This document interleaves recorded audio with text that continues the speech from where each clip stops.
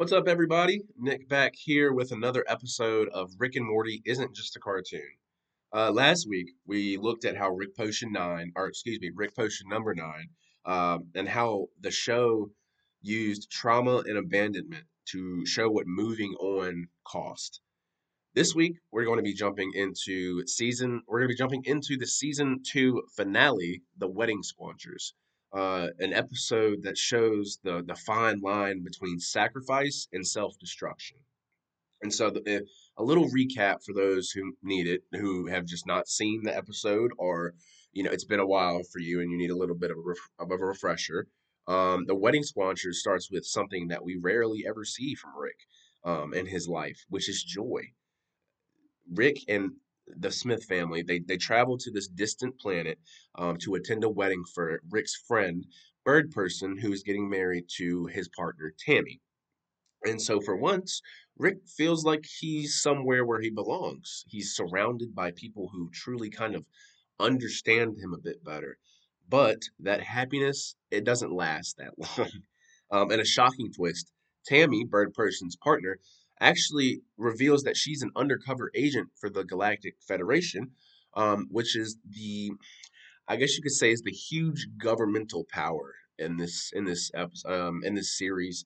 And I'm not quite sure. They don't really state the specific name of these creatures that are make up the majority of the Galactic Federation. But I just call them sort of mutant bugs, I guess you could call them. Um, but yeah, so she's an undercover agent for the Galactic Federation and she's using the wedding as an opportunity to ambush Bird Person as well as being able to arrest Rick. And so this event it turns into chaos, utter chaos, and it ends with Bird Person actually dying. Tammy actually kills him, and Rick does end up escaping with the Smith family. And so they go on the run. They're bouncing from planet to planet. They're trying to stay hidden. But in reality, Rick knows the truth. His past and his actions, they have caught up to him. Not only him, but with the family entirely. And so, he's put his family in danger just by being who he is. And so, realizing this, Rick, he quietly turns himself into the Galactic Federation so that his family can live safely without him. And to everyone else, yeah, that may seem like a moment of redemption, but to Rick, it's really an act of punishment. He's not saving them because he thinks that he's good. He's doing it because he believes that he truly is the problem.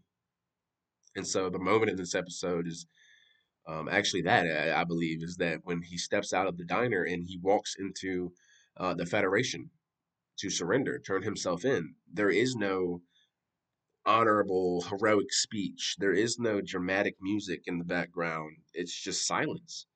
It's one of the most powerful scenes of the show because it's impossible to tell really whether Rick is making a selfless sacrifice or if he's just giving up completely. It's love and guilt kind of tangled together, intertwined with one another, and so and that I think that's kind of what the bigger connection in this episode is that it captures how closely love and pain can overlap. Rick sacrifices himself for the family, but underneath that gesture is deep self-loathing. He's trying to do the right thing. He is, but he also is trying to erase himself. That's what makes the theme of this episode so real. Sometimes people they hurt themselves for others and call it love, when really they're punishing themselves for guilt they've never dealt with. And so this isn't like just another one of them throwaway episodes or silly sci-fi adventure uh random episodes. It's something that we see in real life. People take in too much. They take on too much. They burn themselves out or disappear emotionally to protect the people that they care about in their lives.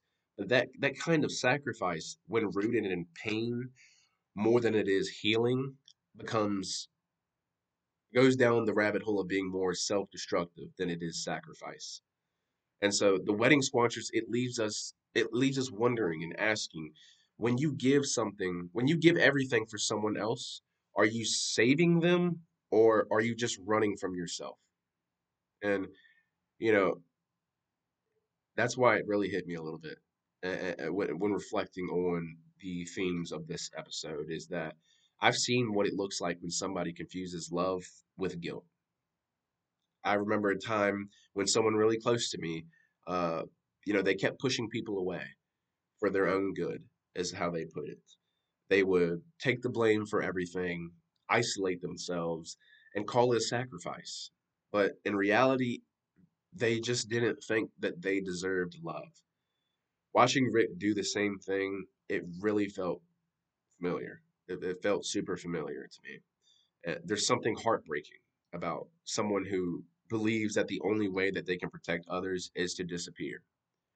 It made me think of how often people punish themselves for mistakes that they can't undo. Like Rick, they think I don't know, they think that stepping out of that picture is going to make it better. It's the right thing to do. But in reality, it's just another way, another path to giving up.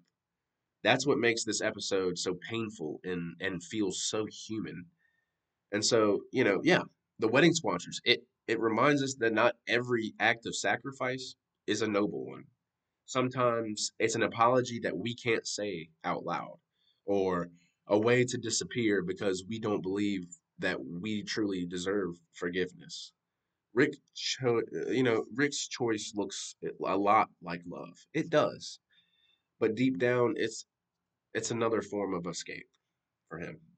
And so yeah, uh, I will be back next week, and we'll be breaking down the next episode, which will be covering the Tales from the Citadel, and the theme of the politics of the Citadel. And so, a little bit of a foreshadow into the next episode is like, it's an episode that turns the entire city of the Ricks and Mortys, into a reflection of power, inequality, and control. I think it's one of the more. It's like the smartest commentary I've seen from the show, and I can't wait to dive into it. And so I'm looking forward to it. I hope y'all are too. And yeah, I will be back next week. And yeah, have a good one and God bless.